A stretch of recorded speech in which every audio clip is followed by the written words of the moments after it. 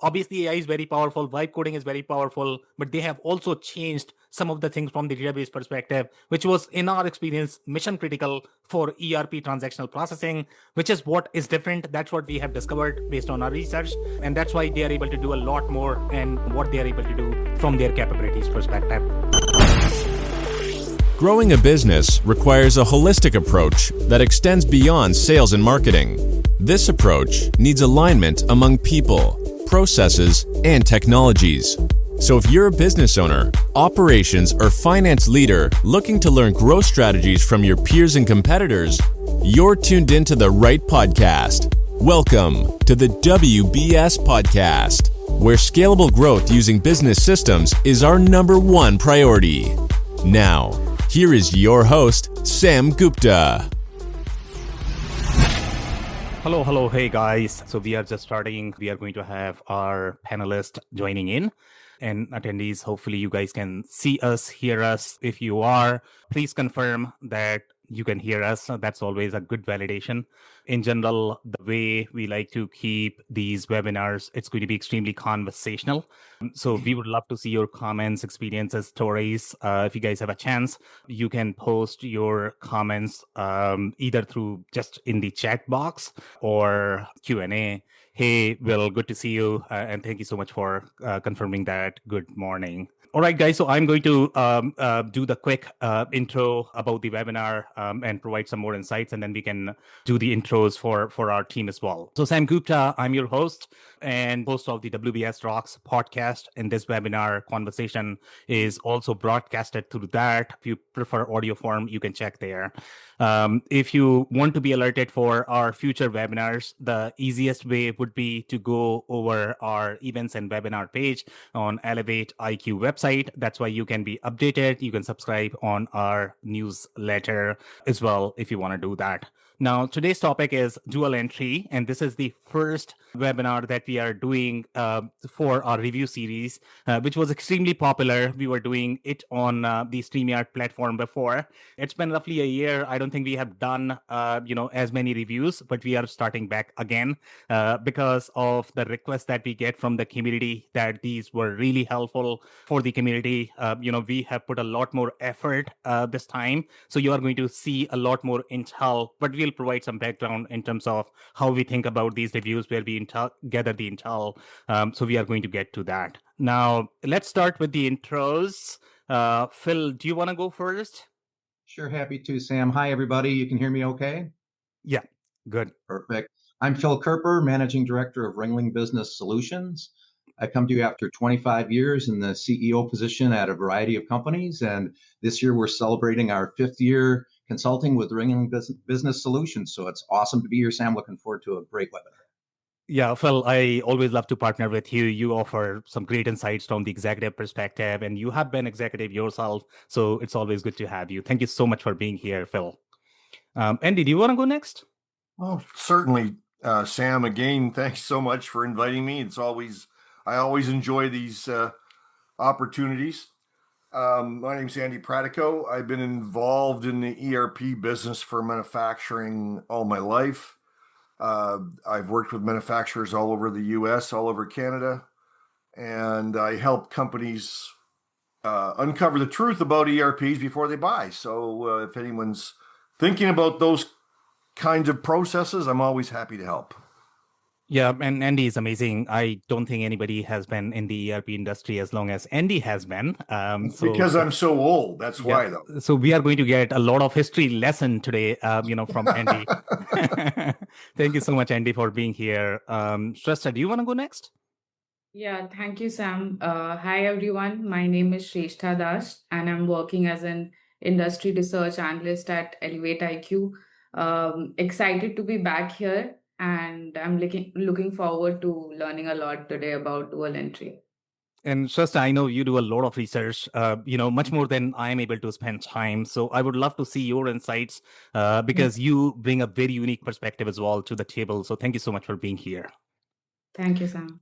Of course, guys. So again, guys, obviously this was the intro from our perspective. As you guys know, if you have checked any of our previous webinars, we like to keep this as conversational as possible. So we have introduced ourselves. Now we would love to hear from your side, whatever you want to share, a little bit about yourself. Maybe introduce, if you don't feel comfortable introducing yourself, that's completely okay. If you want to connect with others, as part of the networking session, feel free to drop your LinkedIn profiles. We'll shout them out. If you want to do that, it's totally up to you. All right, guys. So I'll start this session now. So I'm actually going to share my screen. And Phil, hopefully you can confirm if you guys are able to see. Phil or Shrestha, just one second. Okay, you guys can see it. Looking good. Okay, Yeah. perfect. Okay, just one second. I'm new to the platform as well a little bit. You know what? I'm actually going to stop the sharing just for a second, and I'm actually going to come back. So just give me a second. I'm actually going to open the PowerPoint, which is probably going to be easier than sharing on the PDF form. Guys, if you have any questions, comments right now, please post them. Andy, if you have joke, I know, you are the official comedian of the show. Nobody can take that title from you. If you have any sort of bits to share, feel free to share that. But I am ready to start right now. Hopefully now. Looks great, Sam. Okay, That was perfect. that was the fastest joke I ever heard Andy tell. And it was funny too, right, Phil? It was one of his funnier ones too. I gotta give you. I'm getting good material apparently.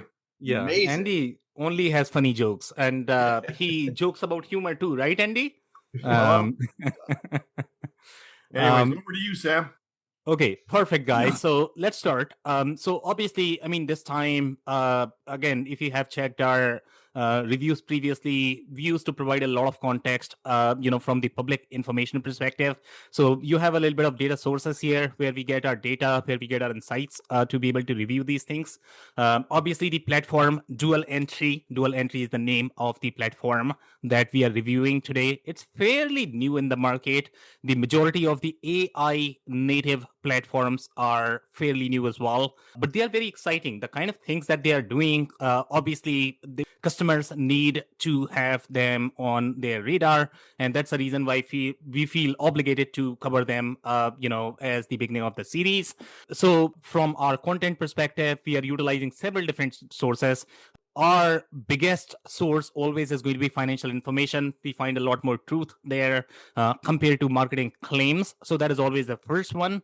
90% of the AI native companies right now are not necessarily publicly traded. So we are not going to find as much financial information unless they are sharing it publicly for their investors. Some companies do, some don't. 90% of the AI native vendors, they don't have that. Okay, we are going to provide our version of marketing claims analysis. Again, that's our opinion, guys. So do your own research as well. Sometimes we can come across as slightly harsh with our taste. So again, augment this with your own research. We are going to critique the product design. We are going to review some of the reviews as well. Sometimes we critique the users just because they might not have as much background in terms of how to assess these platforms. So we are going to do that as well. So those were some of the content sources that we have utilized for this review.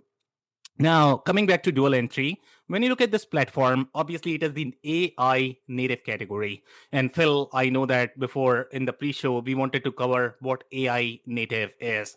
So I don't know if you want to start the conversation, you want to provide background from your perspective, Phil, and then I can fill up if you want to do that, or I can attempt.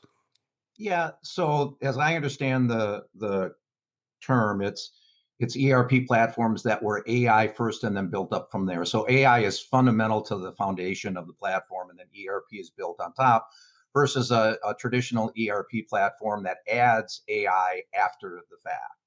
And so these guys truly look to be that because of the timing. They're a young child, and the timing is right. There are a lot of other companies, some of the big companies, SAP and others that are traditional, that are claiming that as well. Maybe that's for another day, but it is important to say if someone's claiming that and that's important to you, that you want to get that automation and you want to get the hopefully more agile, excuse the pun, type of change management, that you make sure that they're truly AI native. Yeah, great points, Phil. And I'll provide some more technical information unless anybody else has any other comments there on this. So, guys, AI native is a very similar trend that we had covered for cloud native, I would say 10 years back. I don't know if any of you were sort of part of the industry, but it was a very similar trend. There were a lot of vendors that came out of that. Now they are the mainstream contenders. And our expectation is that these vendors that we are covering, they are probably going to be big contenders. We don't know at this point of time whether they are going to be acquired by some of the enterprise software companies, or they are going to become somebody like Salesforce. That's a possibility. Obviously the market share is big. The wave that they are riding is big as well. But overall, from the AI native perspective and some of the technical differences, I guess, for everyone's awareness. Number one, I mean, the whole interaction is going to change from the AI native perspective. So traditionally, obviously, ERP systems were very, very, very hard to be able to access. So that's going to be the biggest advantage that you are going to get. Some traditional vendors are claiming that they are AI native. Sometimes they call themselves as AI powered. Companies are all over the place in terms of their positioning and claims where they are. But generally, either they are acquiring some sort of AI native layer, deploying on top of their legacy workload, or they are embedding these workflows as part of their core transactional layer, that they had. But when you look at the pure play AI native category, that means this is built from the ground up, using the AI native architecture, which is my favorite term that I have used for last 10 years when I was doing cloud native reviews as well. So you are going to hear about that a lot. This is the product design and how these products are designed. So AI native is a very different mindset, very different philosophy. So you are going to see a lot more there related to that. Now, vibe coding is another term that you are going to hear a lot in conjunction with AI native. And the reason why vibe coding is really important is because with vibe coding, I mean, you can literally create ERP overnight these days. LLMs are so powerful, they can write powerful code. There is no question there. And that's why some of these ERP platforms, including DualEntry, and other AI native peers, they have very similar capabilities as a lot of ERP vendors. And it's almost shocking because some of these ERP vendors have invested billions and billions of dollars in R&D, and these guys obviously have not invested a billion, but they are very close in their capabilities. So which is just fascinating, mind-blowing, and that's what makes this space exciting as well. And how vendors are going to respond to this is also going to be something that you need to keep your eye on.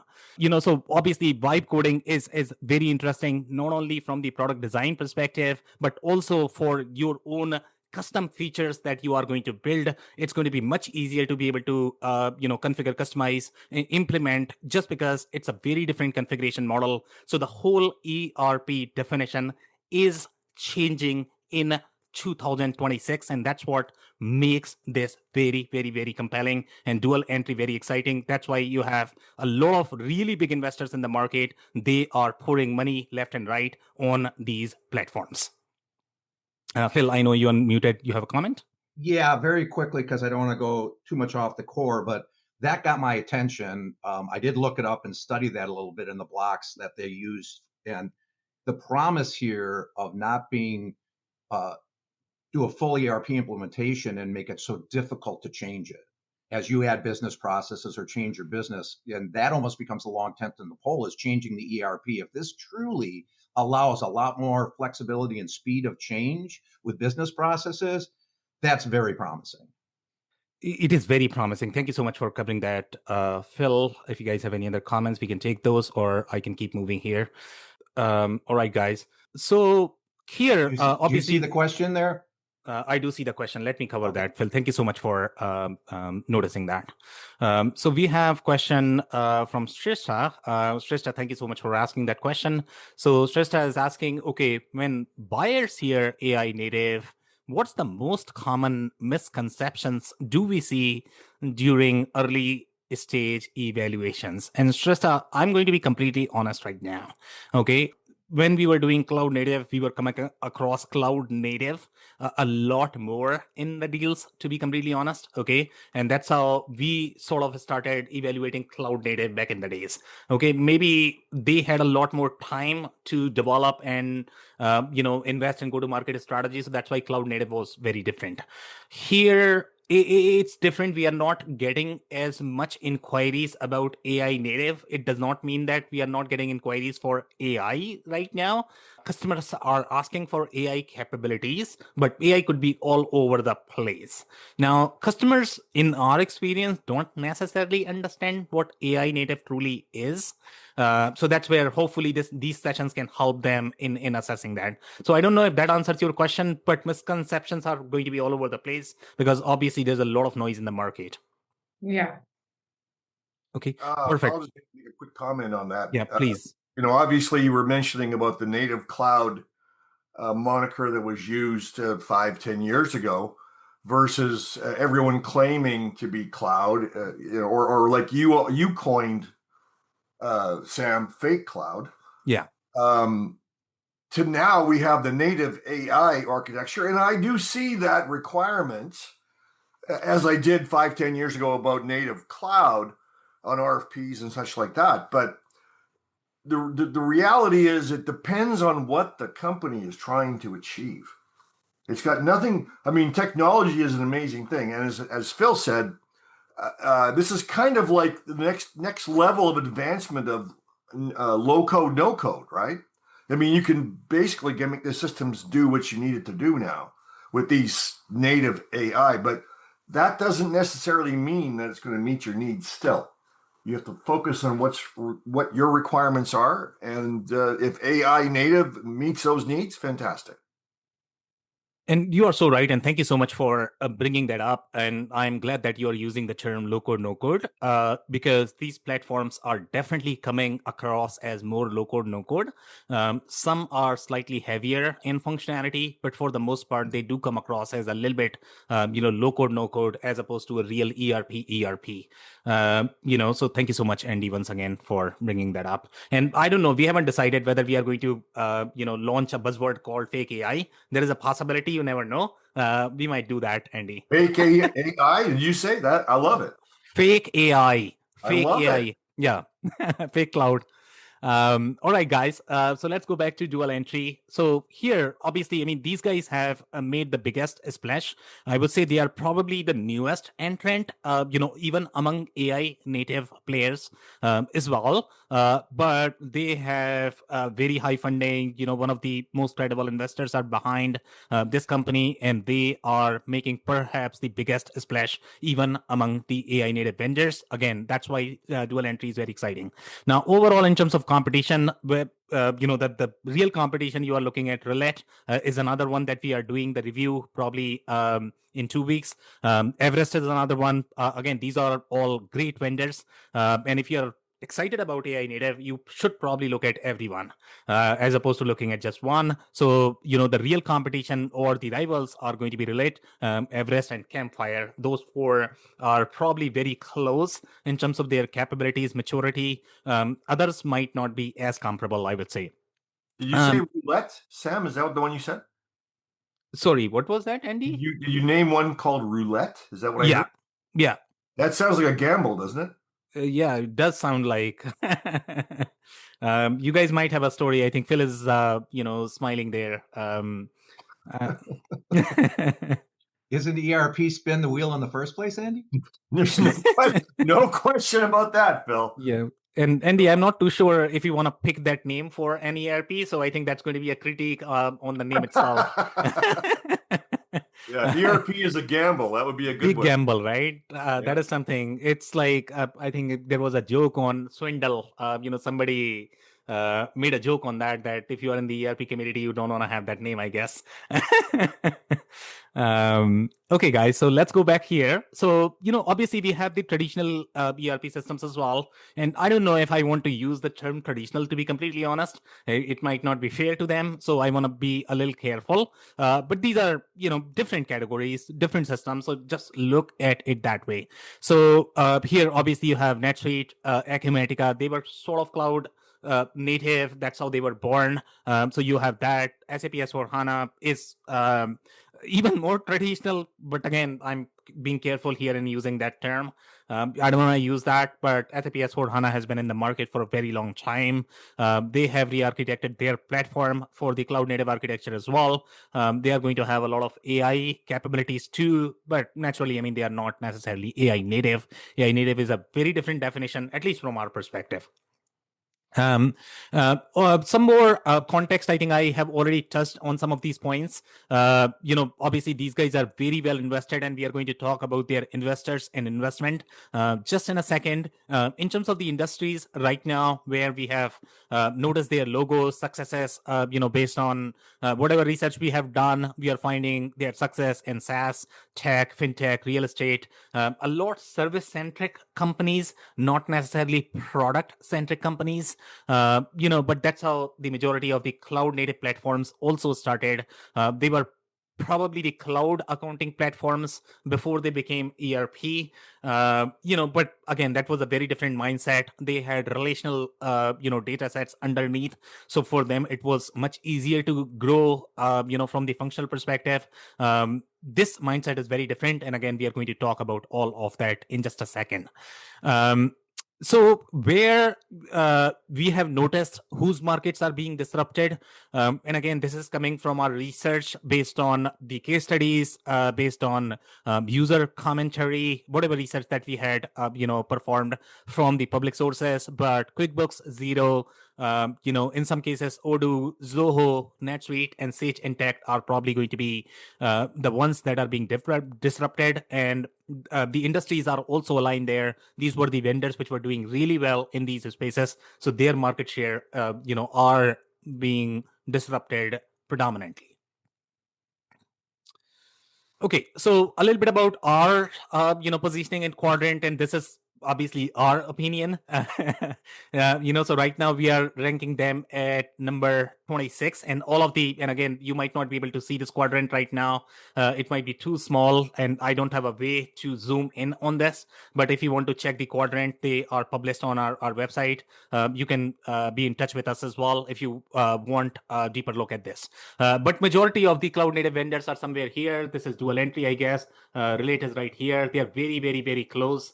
Just because we feel that they are all very close in terms of their maturity. Everest is somewhere here. Campfire is somewhere here. So again, they are very, very close. They are somewhere here. In terms of our quadrant, this is done based on where we are finding their logos. This is, in terms of the market size. So sometimes, you might find these logos at a very, very, very large companies as well. But for the most part, their scope is going to be limited in terms of what they are doing in those companies. So that's why we rank them a little lower, just because of that factor, because of that, variable. This is going to be market penetration. So this is their market share, I would say, in the ERP market at this point of time, just because they are very new. It's commendable what they have done in a very short time. Our expectation is going to be that they are going to move to the side very, very, very fast. How fast they are going to move here will be a question. We'll, discuss that soon. So that's about our quadrant and where we are positioning at this point of time. Okay, I don't have any other comments on the slide. If you guys have any other comments, questions, please feel free to ask. I'm actually going to remove the annotation right now. And sorry, you guys unmuted? Anybody? No? Okay. No. Please move on, Sam. Okay, perfect. Thank you, Andy. Okay, so this is another slide. And again, this might appear as if this is some sort of spider web, but this is how complex enterprise software market is, for the most part. And I'm talking about the diagram on the right side, if you're wondering what I'm discussing right now. So here, in this diagram, these are different enterprise software categories, and they are very distinct. And this is generally defined by some sort of analyst companies. This is how we consider that this is how enterprise software market is structured in terms of different categories. Obviously, some people feel that everything is sort of clubbed under ERP. ERP is supposed to be one system. That's not how the enterprise software market is structured. These are many, many, many, many different categories. We track them, we rank them separately. and we track where vendors are being successful. So again, for dual entry, they are going to be somewhere in between of ERP and FP&A. There is a little overlap. And the reason why we have overlap is because the way AI native systems are designed, they are distinctly different. And at this point of time, it's very hard to comment whether they are going to be more towards FP&A, which is a CPM category that is designed more for forecasting, as opposed to the transactional processing, which is what ERP is known for. ERP is known for transactional processing, cross-functional connectivity and consolidation. That's how we look at the ERP market and ERP systems. FP&A is, again, slightly more future state. It's not meant to be the transactional analysis. But again, these guys are trying to do both, and there is going to be some change in the market. How that is going to evolve, we'll be closely watching that. So that is something you need to keep an eye, that, okay, it might not have as much architectural clarity as you might want to see, just because the technology is very different. The mindset is very different as well. But we do have some FP&A vendors, and we are going to look at their positioning, how they are doing in the market. Aleph is one of them, and we are going to do review of them this year, how they are overlapping. They are working very well with these, ERP vendors, so they are not necessarily competing. They are still positioned in the FP&A category. So it's kind of interesting. So there is a real FP&A, category among AI native solutions as well. These ERP systems are not necessarily trying to be FP&A, but some of the capabilities that they are trying to pitch is definitely, from FP&A category. So dual entry is going to be there, but 90% of the AI native systems that we have in the market, they are somewhere in between as well.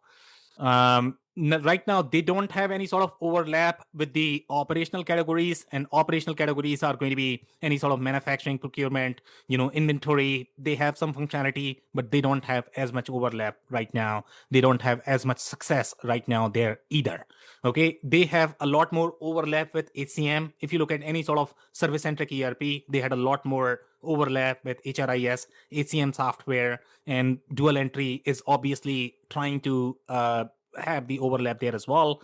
And again, 90% of the AI native systems that we have in the market, they are positioned for slightly more service-centric verticals. They are targeting SaaS, because SaaS was a very different architecture to begin with. So they are targeting that, and these are the industries where they had real overlap with the ACM HRIS category, which is a completely different category. We have done at least 20 different reviews, among ACM vendors, and we are going to do a lot more. And there are going to be some AI native players in that category too. Right now, we don't have them. None of them have popped up so far. In the ACM category, there are some best of breed solutions, but not necessarily the real ACM HRIS solution. The same thing goes for supply chain suites as well. We don't have as many AI native vendors in those categories right now. Now, they are sort of going back and forth in terms of whether they are accounting or ERP. Some vendors are positioning themselves as Slack for accounting. Dual entry has not done that, but dual entry goes back and forth between accounting and ERP. So sometimes that's very confusing whether they are really attacking the accounting market or ERP. In our mind, those are two completely different markets. ERP is not meant to be accounting. Accounting is very different in general. It serves a very different purpose. It serves a very, very, very different target market. But these guys seems to be going back and forth just because they are more accounting and less ERP right now. Some design concerns that we are going to talk about, and this is all, I call this as more of the Notion philosophy. And this philosophy is very well prevalent in Silicon Valley. If you talk to any founders or investors, they are going to say, build something like Notion. And there is another tool, Rippling, I believe. You guys might know more, Phil or Andy or Shrista. If you guys have done any sort of work in the SaaS space, I think Rippling was very common, and we are going to see their references as well as we do the reviews. But for the most part, these guys are following Notion philosophy. ClickUp is another vendor, that had very different mindset. They were designed more for collaborative use cases. I would say the comparable here are also going to be, at least from the design perspective, Smartsheet, Airtable, which is the third one, Monday.com, those three. Okay, they have very similar similar mindset in terms of their product design. And what they have done, they have sort of skipped some of the database, design principles, the kind of business tools you were going to have at the database level. So that's how they are able to accomplish a lot more. Obviously, AI is very powerful, vibe coding is very powerful, but they have also changed some of the things from the database perspective, which was, in our experience, mission critical for ERP transactional processing, which is what is different. That's what we have discovered based on our research.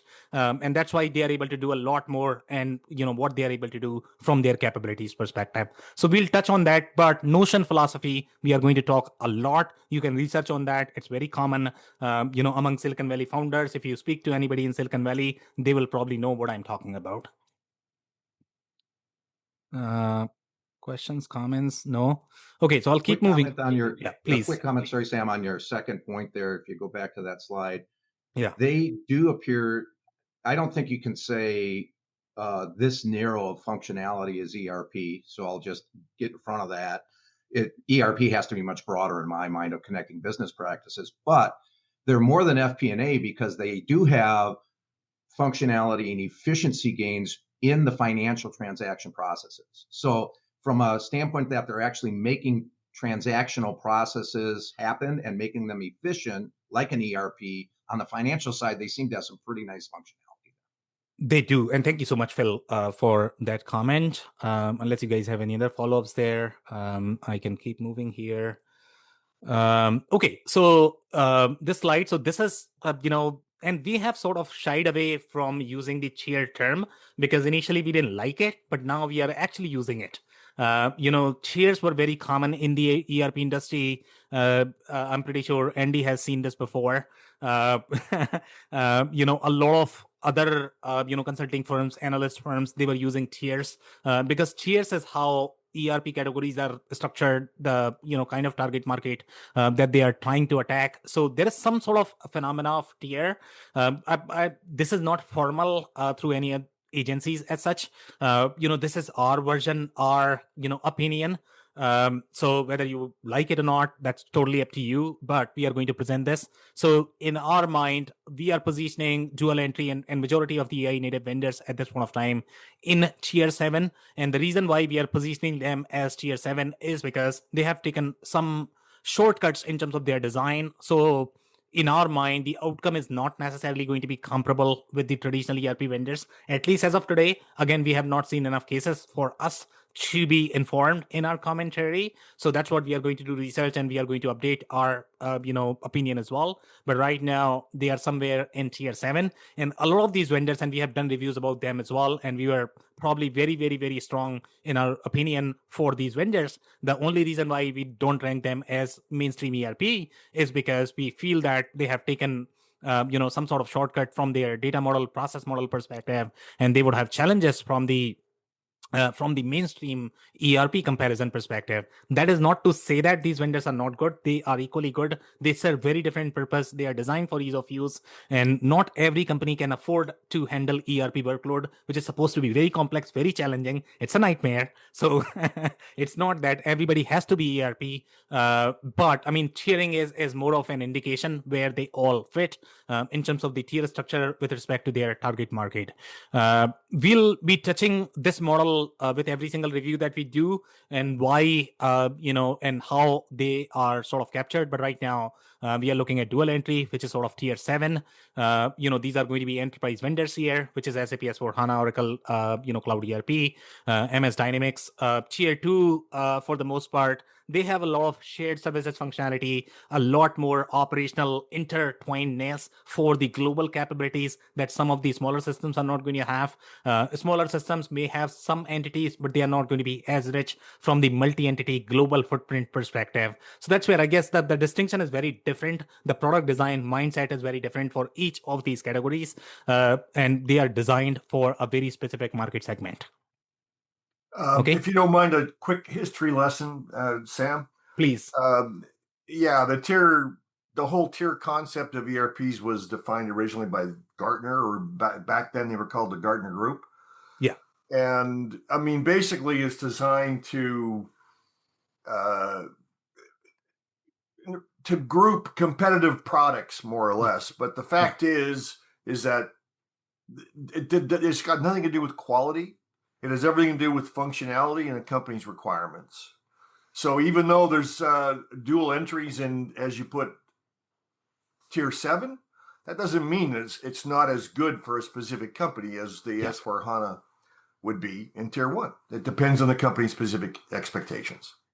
Could not agree more. And I didn't know Gartner coined, because I don't believe they're using these tiers anymore with their They quadrants. don't. Sorry for interrupting, Sam.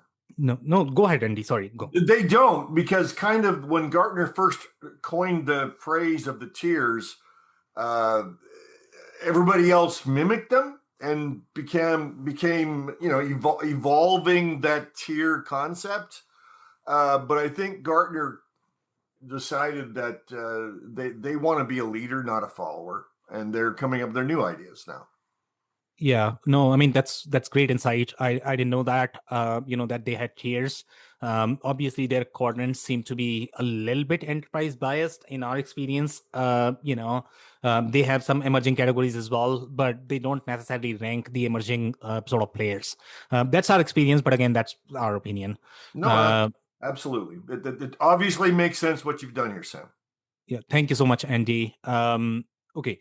So here, I guess on this slide, I don't have anything else. The only place where some of the AI native vendors might have objection here would be that we have put DOS and Light, probably similar to Relate and Campfire, and there is QuickBooks and Zero as well. So I don't know if that is going to be comparable, because obviously these guys are a little thicker, I would say, in terms of their capabilities, and sometimes even for us, it's very hard to be able to create these tiers. So that will be the distinction that you probably want to pay attention to. We'll be reviewing DOS and Light as well. I think they are replacement for, accounting, and they are not necessarily ERP. They are targeting, Fulfill is more of the commerce. Again, we are going to do review of them as well.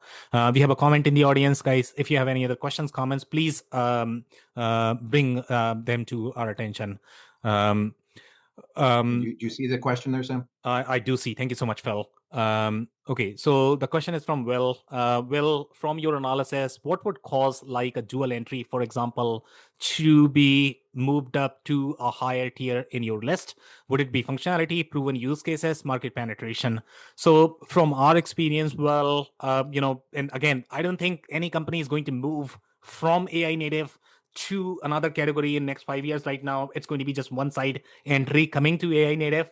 It's very rare that anybody would move there just because these vendors are new. But for the most part, the reason why they would move is because of the operational depth of the platform in general. Well, as far as my understanding goes, you and I know you, so hello, and you have been in the ERP industry for a long time. And as you know how ERP evaluations work from the customer perspective, customers care for pre-baked capabilities, pre-baked functionality, and they are looking for that as much as possible because they need to estimate their customization effort, how long it is going to take. Yes, AI is making it faster, but how fast and how easy it is going to be, I guess those are going to be questions for them. So why they would move to another platform is because they are not getting the business results from some of these AI native ones. The way their model is designed might be very different compared to what they want to do from the business perspective, from the financial margins perspective.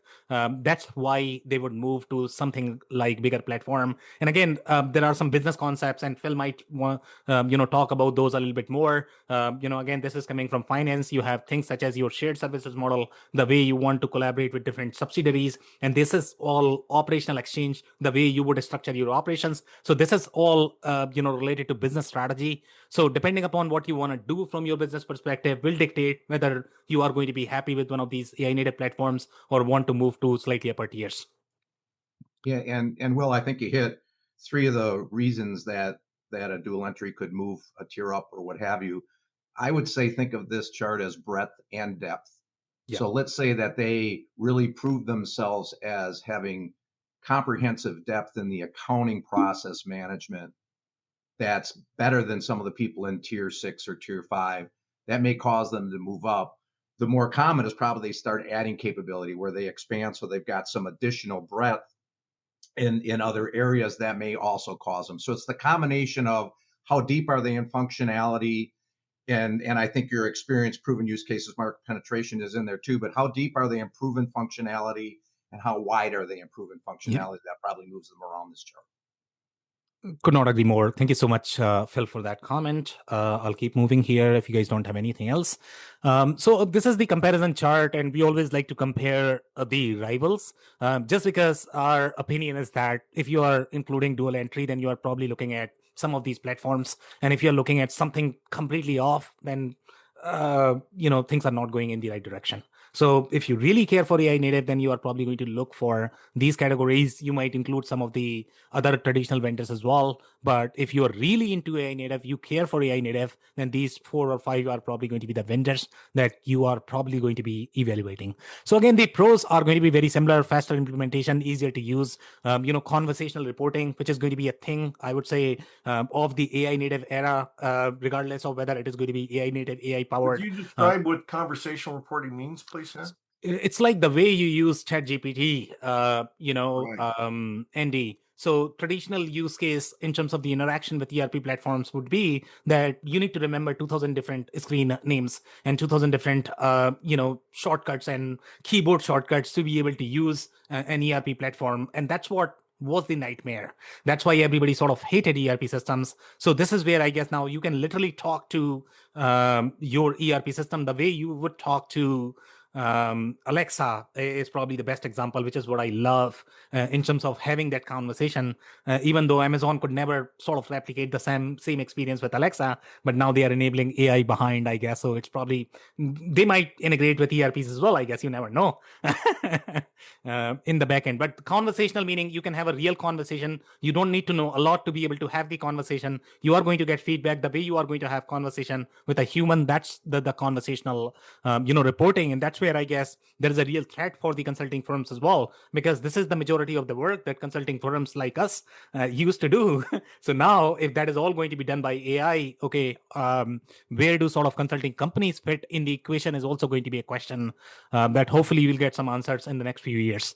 But right now, obviously you are going to see a lot more agentic workflows, but when you look at conversational reporting, you are going to see traditional vendors implementing this as well, but they are simply implementing a layer. They are not necessarily re-architecting everything. So that's where the core differentiation is. Integration experience has become easier as well, but integration could also have layers, and this is something that we have been very passionate about talking. Integration could mean so many different things. Generally, integration in the SaaS world was much easier because they had sort of flattened the data structure. They had taken shortcuts, and that's why integration was easier in the SaaS space, in the QuickBooks space. Even for Odoo, it was easier. So it's easier for AI native platforms as well. But when you get into the real business rules from the ERP perspective, integration might not be as easier. So right now, AI native ones are probably going to provide extremely outstanding experience from the integration perspective. They might have same connections as you are going to find with the other ERP vendors that have been there in the market for last 40 years. It's just mind blowing.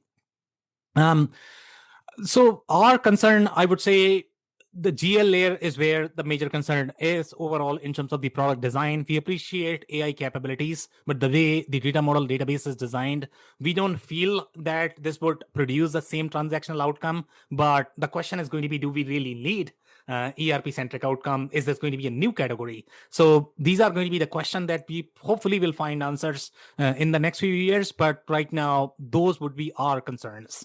That it's slightly different. It's more, FP&A, less ERP, because transactional outcome would be slightly different, in with these workloads right now.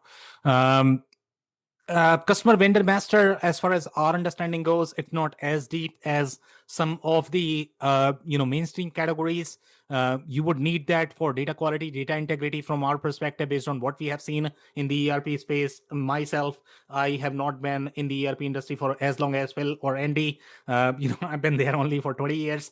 Andy has been there for 40 years. And from our perspective, these things matter, for the ERP outcome. Right now, they are all accounting platform. They are not necessarily ERP, even though everybody is positioning themselves as ERP. They have some ERP capabilities, but not as much as what we like to see in a mainstream ERP. Again, that's our opinion. Okay. Any other questions, comments? So we'll be touching about the other, AI native ERPs in the next few reviews. So stay tuned for that. For now, I'm going to move to the next slide. So here, these are different quotes and claims that they have made, and this is all a screenshot from different, press releases that they have done, and we have captured some of that. And this is what we generally review and utilize, and trying to see how they are trying to evolve, where they are heading in terms of their direction. So they are saying just 11 people, 9 months of focused work. We have built a fully capable ERP, which is just mind blowing. What AI is able to do, it's just phenomenal. And that's where we feel that AI is a real power. And here, but when they are saying fully capable, it's primarily accounting right now. ERP does need a lot more. They are not there yet. Yes, they have no code, low code platform, as Andy was pointing out. So you can build very fast with 11 people in 11 days. But That's right now it might not be crazy. there. Okay. Quick comment on that one, and not that I would ever accuse ERP companies of exaggerating, because of course that wouldn't happen. But Or embellishing. Never or happens, Phil, embellishing. right? It is very impressive what they built, but it is not ERP that is feature parity with NetSuite. That just is not true. Yeah. In my opinion. Great. I think what you say in blue is exactly correct. Primary accounting, very impressive what they built, but they should have just promoted how great that is, what they got done. In my opinion. So sounds like, Phil, I have one vote on our opinion. So thank you so much for validating that. Again, guys, you need to do your own research and find out what you believe in, I guess. So here, some more comments. DualEntry is a modern AI native ERP system built for fast growing mid market companies after scaling a prior business to roughly $100 million in revenue. And the founders have background in scaling e-commerce. We have seen very similar ERP systems in the past. If you go back and review Katana, or review of Katana was one of the ERP. I would say, Katana, there is another one I'm missing actually. If you guys remember, please help me here. There's only Cubana. 1,000 systems out there. Cubana was the one I was looking for. Cubana. So Cubana was started by an e-commerce founder. They took very different mindset. Right now, it is with a 3PL company. They didn't have the mainstream ERP exit. Not sure about the reasons, but we never believed that it was a mainstream ERP. Does not mean that it's not good, or you should not use it. It's just a different ERP. So e-commerce takes a very different perspective, and e-commerce is a very different industry from the ERP perspective. E-commerce retail, they don't have the same challenge as would a manufacturing company, distribution company, industrial distribution company, or something that cares for the cost would have. So again, a very different mindset. This is what we like to see in a company, that you need to have somebody with ERP implementation experience like Andy heading the company. So that's our gap. But again, these are startups, and obviously you need young energy, which we appreciate. So, so again, they don't have as much ERP implementation background. Here, DualEntry relies on integrations with a variety of financial tools, from bank accounts to payroll systems. So there is a little bit of overlap, I would say, with AR automation, AP automation.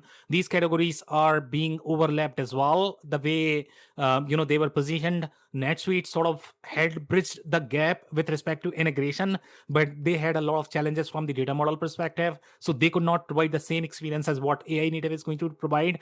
So again, the boundaries are going to be blurred between a real AR automation, AP automation, treasury systems. And in the AI native category as well, there are many systems. So these categories are still valid. It's not that investors are not investing or categories are not there. In fact, there are too many categories right now. So you are probably going to experience integration nightmare, but they are doing a lot more from the integration perspective, and they are able to do that. Okay, if you guys don't have any other comments, I'll keep going here. So here, some more comments. Now, they have made some comments related to importing data overnight. For the most part, when you look at the ERP architecture, this was more of the business decision. Sometimes CFOs didn't want to import detailed payroll data because they didn't care for it. They didn't get much insight. So that was more of the business decision as opposed to technical, constraint. But there were some systems that were technically constrained as well. Our position always is going to be that ERP data model is supposed to be very complex. You only want to bring data that you are going to use for your transactional processing. Otherwise, you just don't want to put that data inside the ERP system. If your use case is analysis, FP&A is the right category. ERP, just one system. You are probably going to have 10 different systems, even among service companies. I mean, you are never going to find a company that is using just one system. You are going to have CRM, ERP. So you are never going to get that consolidated view unless you are shoving all of that data inside ERP, which is never a good idea. But that's what is changing. So these guys are claiming that they can import all of that, but do you really need it is going to be a question. On that so point, Sam, yeah, it please. definitely puts them in the lane of complex service companies. Yep. Where they probably do need to bring in a lot of, a construction company with union, non-union employees in multiple states. They got to bring in a lot of stuff. And so that might put them in that lane where that is a requirement versus another company that just wants, the basics. They don't need to know everything about payroll or what have you on those transactions. Yeah, could not agree more. And you are right that construction has different problems, overall in terms of the transactional processing. And sometimes those union specific business rules are going to be governed by that payroll data. So sometimes that could be needed. We have seen those use cases in industries such as automotive as well. But again, whatever data sets you need from the transactional processing perspective should be the only ones that you should be bringing inside ERP. Other things, if you are doing just the business analysis, I don't know if ERP is the best place to keep all of those data sets. So now again, I mean, they are bringing a lot of data, and sometimes, AI is great, but it's also very noisy, and it's very frustrating because AI still have a lot of hallucinations and confusion, and it's not easy right now. So if you bring too much, AI is obviously going to be confused. So that will be our fear as well, that you are probably bringing too much, and how AI is going to react to that.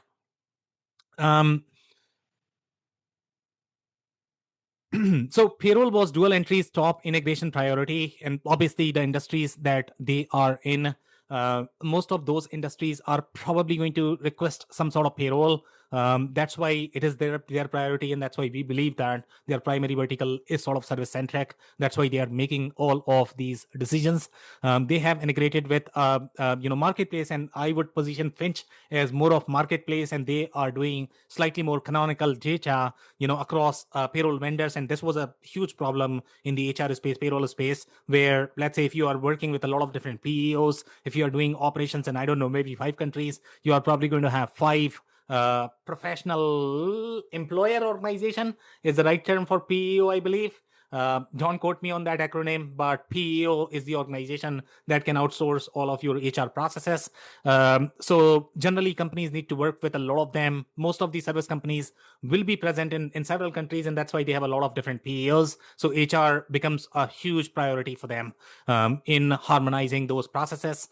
So that's why they have, we had a player like Finch in the marketplace that was sort of anonymizing all of this data from the city reporting perspective, and they have utilized that for integration. Sometimes their claim is going to be that, hey, I have 40,000 integrations, but sometimes what they are claiming is what they could get from Finch, and that's how they are able to get all of those integrations.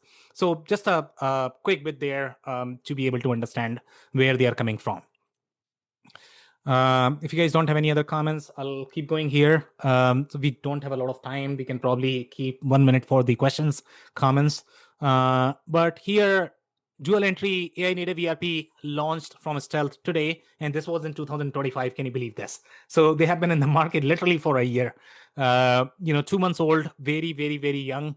But they already have over $100 million in last 15 months. So their valuation is going to be like $1 billion, I guess. 10x is very common, in our experience. So that's the kind of excitement that we are looking for. And obviously, the investors that we have backing this up, you have Lightspeed Ventures, Khosla Ventures, as well as Google Ventures. which is just mind blowing. I mean, these guys are not going anywhere. I guarantee this. They are going to change the whole industry, which is what makes them exciting. Okay. Some more comments. DualEntry's AI ERP is a substitute for legacy ERP. And again, they keep using the term legacy, which NetSuite or Sage Interact might not appreciate. It's a different mindset, but they might not be legacy.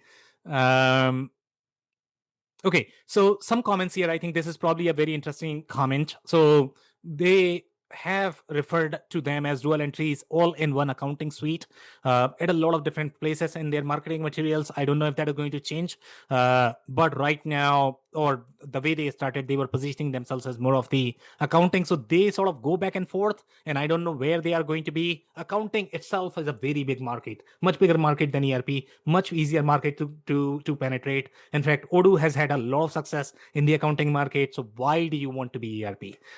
Is going to be my question. Obviously, you have bigger deals. I get it, but ERP is a very, very, very tough market. Agreed. Okay, so some more comments here. So I don't think we'll be able to cover everything today because we had kept only 1 hour and we are close to our time right now. So I don't have much comment on this one. Maybe the last one. Yeah, I think I have already captured all of that, so I'm not going to comment now. Maybe one more slide. So these are some of these screens, and obviously their screens look very, very, very compelling. If you have not checked their videos, I would highly recommend that check those. And some of these screenshots are coming from their YouTube videos, etc. So the kind of reporting that they are able to do, it's very compelling. Even some of the very mainstream ERP systems struggle with this kind of pretty reporting with the kind of speed that they are able to do. So this is just mind blowing. And by the way, they are able to do this in the multi-entity manner. So sometimes some smaller ERP systems had taken shortcuts. So they are able to position themselves as multi-entity because that's easier. They have taken other shortcuts, I would say, from the data model perspective. But the only reason why they are able to do this is because of those shortcuts that they have taken. They also have the concept of workflows, and you are going to see a lot more workflows. And these are all, agentic processes. Even traditional systems are going to have these workflows as well. These workflows were very common. Let's say, for example, you look at any of the SaaS categories, HubSpot, etc. They all had these workflows, but now these workflows are going to become slightly more agentic, which is going to have much more firepower compared to vanilla workflows that SaaS categories had. Okay, so we'll cover some questions. So we have some from the audience, and then our panelists, if they have questions, we can cover them, and then we are going to wrap the session. So Shrista, you are asking, do you think there is a minimum data maturity a company needs before an AI-native ERP actually delivers value? So I think I would say this would depend upon how you define data maturity, to be completely honest. Okay, because the whole model is very fluid, the way the model is designed. So they don't have the same data rules that traditional ERP systems had. So they can dump pretty much anything and everything that you like, and they can mine that data as well. So there are things that are easier, I would say. But do you need data maturity? It would depend upon, how many hallucinations that AI is getting. You can test LLM yourself. They are not as great at this point of time. They have very short memory. I like to compare them with my 3-year-old. They behave like that, very short-term memory, very, very, very, very short attention span, the way they behave. If you give them very complex tasks, they don't do as well. They get confused. So right now, AI has but again, everybody evolves just like human beings. We all evolved. So most likely AI systems are going to evolve as well. But right now, majority of the LLMs are 3 years old with their emotional maturity. I should not be using that term. Maybe mental maturity. I'll let you guys pick that. Sam, Yeah, if you Phil. change that question to data quality, I think you would say that has the potential to be a concern here if the data quality is in conflict from different sources, because you will. Yeah. I would believe you would confuse AI on that and may get some poor outcomes. So depending upon whose data quality are we talking about? Are we talking about data quality of the input data? Are we talking about Yes, data the quality? the input data that the model is, so if you're doing functionality on the accounting system, that is removing the manual process of getting things to the ledger, and the information that AI is using is jumbled. Sometimes it's referring to this customer, that customer, different names, whatever. You could come up with some use cases. I think that has to be at a high level for something like this to work. Exactly, and you are absolutely right. And sometimes, I mean, I like to compare this with QuickBooks. So does QuickBooks have good data quality? Some people might argue that it does, because if they are going to have any issues, they can easily correct it. Is that good? I'm not too sure about that. So you are probably going to get QuickBooks like experience, which is the experience that people liked.